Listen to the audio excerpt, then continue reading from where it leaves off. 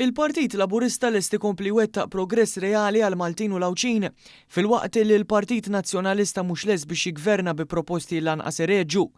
Dan kien il-qofol tal-messaġġ tal-kandidata Laburista Franceska Zarb waqt dibattitu organizzat mill-Kunsill Nazzjonali taż-Żgħażagħ il-KNZ flimkien mad-Deputat Nazzjonalista Justin Xkembri u l-mexxejja tal-Partit iż-Żgħar.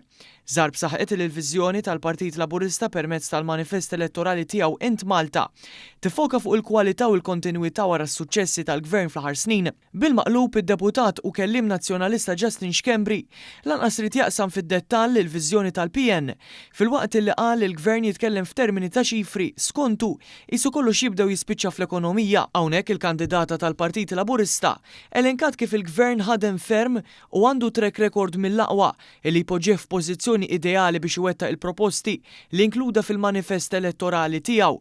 Għal darb'oħra f'dan id-dibattitu ħareġ kif il-Partit Nazzjonalista qed ikompli jgerfex lin-nies bil-miri tal-proposti tiegħu kif joħroġ mill-programm elettorali tiegħu stess bħalma hu l-każ dwar l-enerġija rinnovabbli. Fid-dibattitu l-kelliem nazzjonalista qal li fil-jiem li ġejjin se jħabbar aktar dettalji dwar il-pjan tiegħu ta' trasport tal-massa. Bil-kandidata Laburista tiġbidlu l-attenzjoni li fi ftit jiem l-elettorat se jibda jagħti l-ġudizzju tiegħu fl-elezzjoni bikrija, iżda l-PN għadu ma ħabbar l-ebda dettalji.